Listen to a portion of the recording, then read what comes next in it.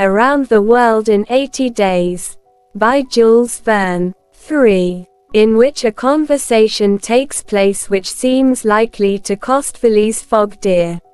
Phileas Fogg, having shut the door of his house at 11:30, and having put his right foot before his left 575 times, and his left foot before his right 576 times, reached the Reform Club, an imposing edifice in Pall Mall, which could not have cost less than 3 millions. He repaired at once to the dining room, the 9 windows of which open upon a tasteful garden, where the trees were already gilded with an autumn coloring, and took his place at the habitual table, the cover of which had already been laid for him. His breakfast consisted of a side dish, a broiled fish with reading sauce, a scarlet slice of roast beef garnished with mushrooms, a rhubarb and gooseberry tart, and a morsel of Cheshire cheese, the whole being washed down with several cups of tea, for which the Reform is famous. He rose at 1:13, and directed his steps towards the large hall, a sumptuous apartment adorned with lavishly framed paintings. A flunky handed him an uncut Times, which he proceeded to cut with a skill which betrayed familiarity with this delicate operation. The perusal of this paper absorbed Phileas Fogg until 4:15, whilst the Standard, his next task, occupied him till the dinner hour. Dinner passed as breakfast had done, and Mr. Fogg reappeared in the reading room and sat down to the Pall Mall at 20 minutes before 6. Half an hour later several members of the Reform came in and drew up to the fireplace, where a coal fire was steadily burning. They were Mr. Fogg's usual partners at whist, Andrew Stewart, an engineer, John Sullivan and Samuel Thornton, bankers, Thomas Flanagan, a brewer, and Gauthier Ralph, one of the directors of the Bank of England, all rich and highly respectable personages, even in a club which comprises the princes of English trade and finance. "Well, Ralph," said Thomas Flanagan, "what about that robbery?" "Oh," replied Stewart, "the bank will lose the money." "On the contrary," broke in Ralph, "I hope we may put our hands on the robber. Skillful detectives have been sent to all the principal ports of America and the continent, and he'll be a clever fellow if he slips through their fingers." "But have you got the robber's description?" asked Stewart. "In the first place, he is no robber at all," returned Ralph, positively. "What? A fellow who makes off with £55,000, no robber?" "No. Perhaps he's a manufacturer, then. The Daily Telegraph says that he is a gentleman." It was Phileas Fogg, whose head now emerged from behind his newspapers, who made this remark. He bowed to his friends, and entered into the conversation. The affair which formed its subject, and which was town talk, had occurred 3 days before at the Bank of England. A package of banknotes, to the value of £55,000, had been taken from the principal cashier's table, that functionary being at the moment engaged in registering the receipt of 3 shillings and 6pence. Of course, he could not have his eyes everywhere. Let it be observed that the Bank of England reposes a touching confidence in the honesty of the public. There are neither guards nor gratings to protect its treasures. Gold, silver, banknotes are freely exposed, at the mercy of the first comer. A keen observer of English customs relates that, being in one of the rooms of the bank one day, he had the curiosity to examine a gold ingot weighing some 7 or 8 pounds. He took it up, scrutinized it, passed it to his neighbor, he to the next man, and so on until the ingot, going from hand to hand, was transferred to the end of a dark entry, nor did it return to its place for half an hour. Meanwhile, The cashier had not so much as raised his head. But in the present instance things had not gone so smoothly. The package of notes not being found when 5 o'clock sounded from the ponderous clock in the drawing office, the amount was passed to the account of profit and loss. As soon as the robbery was discovered, picked detectives hastened off to Liverpool, Glasgow, Havre, Suez, Brindisi, New York, and other ports, inspired by the proffered reward of £2,000, and 5%, on the sum that might be recovered. Detectives were also charged with narrowly watching those who arrived at or left London by rail, and a judicial examination was at once entered upon. There were real grounds for supposing, as the Daily Telegraph said, that the thief did not belong to a professional band. On the day of the robbery a well-dressed gentleman of polished manners, and with a well-to-do air, had been observed going to and fro in the paying room where the crime was committed. A description of him was easily procured and sent to the detectives, and some hopeful spirits, of whom Ralph was one, did not despair of his apprehension. The papers and clubs were full of the affair, and everywhere people were discussing the probabilities of a successful pursuit, and the Reform Club was especially agitated, several of its members being bank officials. Ralph would not concede that the work of the detectives was likely to be in vain, for he thought that the prize offered would greatly stimulate their zeal and activity.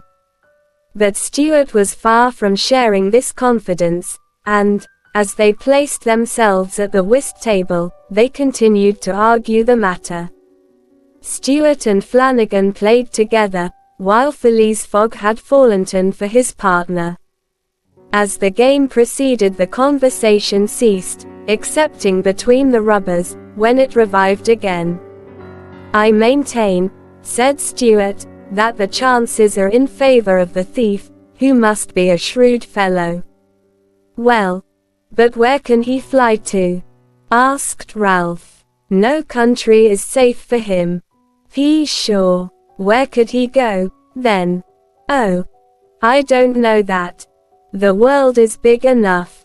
"It was once," said Phileas Fogg, in a low tone. "Cut, sir," he added, handing the cards to Thomas Flanagan. The discussion fell during the rubber, after which Stuart took up its thread. "What do you mean by once? Has the world grown smaller?"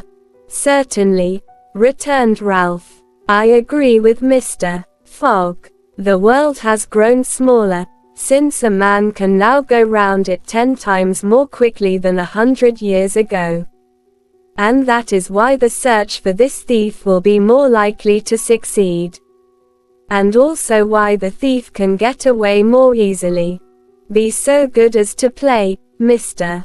Stuart," said Phileas Fogg. But the incredulous Stuart was not convinced, and when the hand was finished, said eagerly, "You have a strange way, Ralph, of proving that the world has grown smaller." "So, because you can go round it in 3 months. In 80 days, interrupted Phileas Fogg. "That is true, gentlemen," added John Sullivan. "Only 80 days, now that the section between Rothal and Allahabad, on the Great Indian Peninsula Railway, has been opened. Here is the estimate made by the Daily Telegraph. From London to Suez via Mont Cenis and Brindisi, by rail and steamboats, 7 days from Suez to Bombay, by steamer. 13 inches from Bombay to Calcutta, by rail. 3 inches from Calcutta to Hong Kong, by steamer. 13 inches from Hong Kong to Yokohama, Japan, by steamer. 6 inches from Yokohama to San Francisco, by steamer. 22 inches from San Francisco to New York, by rail. 7 inches from New York to London, by steamer and rail. 9. Total, 80 days. Yes. In 80 days. exclaimed Stuart, who in his excitement made a false deal. But that doesn't take into account bad weather, contrary winds, shipwrecks, railway accidents, and so on. All included, returned Phileas Fogg, continuing to play despite the discussion. But suppose the Hindus or Indians pull up the rails, replied Stuart. Suppose they stop the trains, pillage the luggage vans, and scalp the passengers. All included, calmly retorted Fogg, adding, as he threw down the cards, 2 trumps. Stuart, whose turn it was to deal, gathered them up, and went on, "You are right, theoretically, Mr. Fogg. But practically also, Mr. Stuart. I'd like to see you do it in 80 days. It depends on you. Shall we go? Heaven preserve me, but I would wager £4,000 that such a journey, made under these conditions, is impossible." "Quite possible, on the contrary," returned Mr. Fogg. "Well, make it, then. The journey round the world in 80 days. Yes. I should like nothing better. When? At once. Only I warn you that I shall do it at your expense." "It's absurd," cried Stuart, who was beginning to be annoyed at the persistency of his friend. "Come. Let's go on with the game." "Deal over again, then," said Phileas Fogg. "There's a false deal." Stuart took up the pack with a feverish hand, then suddenly put him down again. "Well, Mr. Fogg," said he, "it shall be so. I will wager the 4,000 on it." "Calm yourself, my dear Stuart," said Thornton. "It's only a joke. When I say I'll wager," returned Stuart, "I mean it." "All right," said Mr. Fogg. And, turning to the others, he continued, "I have a deposit of 20,000 at Bearings which I will willingly risk upon it."